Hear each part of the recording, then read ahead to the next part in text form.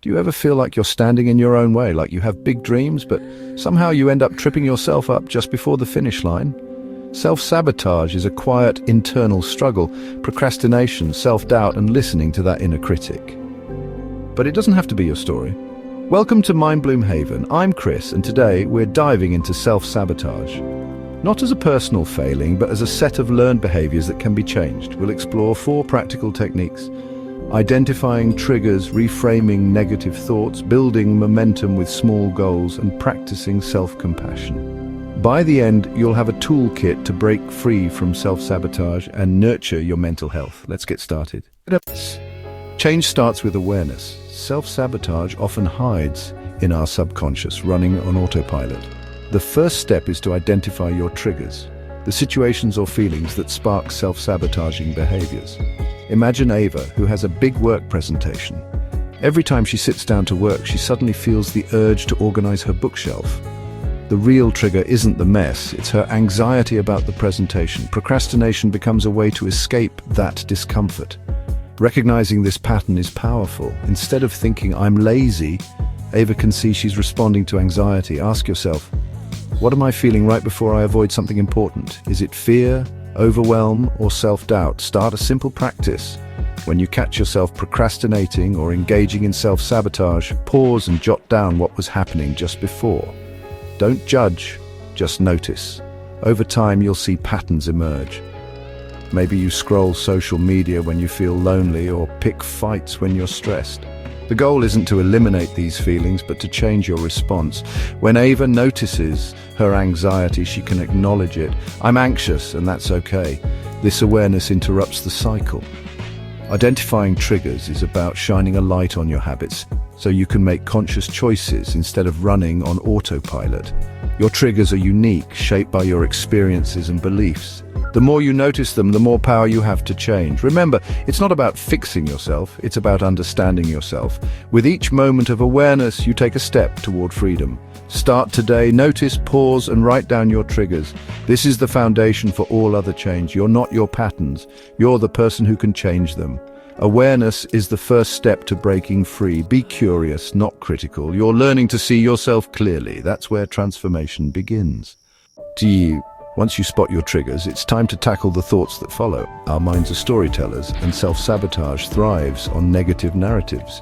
"I'll fail at that. I'm not good enough. Why bother?" These thoughts feel real, but they're just stories you can rewrite. Reframing is about choosing a more supportive perspective, not pretending problems don't exist. Let's revisit Ava. Her thought, "I'll mess up this presentation." Instead, she can reframe it. "This is a chance to learn. I've prepared and I can do my best." The goal isn't to leap to unrealistic positivity, but to find a balanced, compassionate voice. When a negative thought arises, notice it. There's that "not good enough" story again. Challenge it. Is it really true? Have I succeeded before? What's another way to see this? Replace it with something kinder. "This is hard, but I can take it one step at a time." This practice takes repetition. Negative self-talk is a well-worn path. Reframing is forging a new one. Each time you catch and reframe a thought, you make the new path easier to walk. Over time, the inner critic quiets and you approach challenges with curiosity instead of fear. Don't fight your inner critic. Acknowledge it. Thank it for trying to protect you and offer yourself a new story. This shift in dialogue is a profound act of self-love. It's not about perfection, but progress. The more you practice, the more resilient you become. Your thoughts shape your reality. Choose ones that help you grow. Next time you hear that critical voice, pause and reframe. You're not your thoughts, you're the one who can change them. This is how you break the cycle of self-sabotage. Be patient with yourself.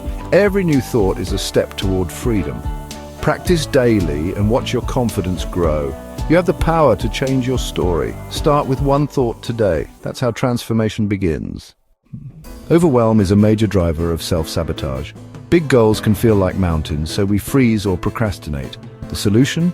Break your goal into tiny, manageable steps. Instead of finish the presentation, Ava's first step is simply open the file.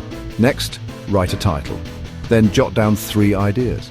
The 5-minute rule works wonders. Set a timer and just start. Often, momentum carries you further. Each small win tells your brain, "I can do this," creating a positive feedback loop. Progress, not perfection, is the goal. This approach bypasses the pressure to be brilliant and lets you be a beginner. Apply this to any area. Want to meditate? Start with 1 minute. Need to clear one corner. Celebrate every small win. Small steps build confidence and motivation. Don't worry about the summit. Just focus on the next step. When you complete it, acknowledge your effort. You're moving forward, and that's what matters. This is how you turn overwhelm into action. Write down your big goal, then list the tiniest possible first step. Do that one thing. Don't overthink the rest. Each step builds momentum. You're not lowering your standards, you're building a sustainable path. Progress fuels more progress. The hardest part is starting, but small steps make it easy. Keep moving one step at a time. That's how you become unstoppable. Start now. What's your next tiny step? Identifying triggers, reframing thoughts and taking small steps are powerful, but none work without self-compassion. Self-sabotage often grows from the belief that we're not worthy. Self-compassion is the antidote. It means treating yourself with the same kindness you'd offer a friend. When you stumble, don't berate yourself. Instead, pause and say, "It's okay to struggle, everyone does." Ava tries the 5-minute rule but gets distracted. Her old pattern says you're hopeless. With self-compassion, she says that this is hard and that's normal. Connect with common humanity. Many people find this difficult. I'm not alone. This gentle response changes everything. Instead of shame, there's understanding. Self-compassion doesn't mean giving up. It means giving yourself the grace to try again. Try a physical gesture. Place a hand over your heart. Breathe deeply and remind yourself to be gentle. When you self-sabotage, you're in pain. Self-compassion says, "I see you're hurting, it's okay." This creates a safe space to process emotions and reset. You'll have setbacks. The difference is how you treat yourself when they happen. Use setbacks as opportunities to practice kindness, not criticism. Next time you make a mistake, pause and respond as a friend would. It's okay, you're learning. This practice dissolves the roots of self-sabotage. Self-compassion fuels resilience and growth. It's a lifelong practice. Start small and be consistent. Notice your inner critic, then choose a kinder response. You're building a relationship with yourself based on trust and support. Every act of self-compassion is a step toward freedom. You deserve kindness, especially from yourself.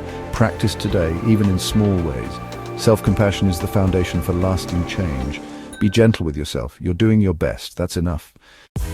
Today we explored how self-sabotage isn't a flaw, but a pattern you can change. The 4 techniques, identifying triggers, reframing thoughts, setting small goals, and practicing self-compassion, are your tools for growth. You don't have to master them all at once. Just pick one and start. Try noticing a trigger today and share your experience in the comments. If this helped, subscribe to Mind Bloom Haven for more tips on mental wellness. Like and share to support others on this journey. Watch our next video on self-reflection to keep building your toolkit. Thank you for being here. Remember to be kind to yourself.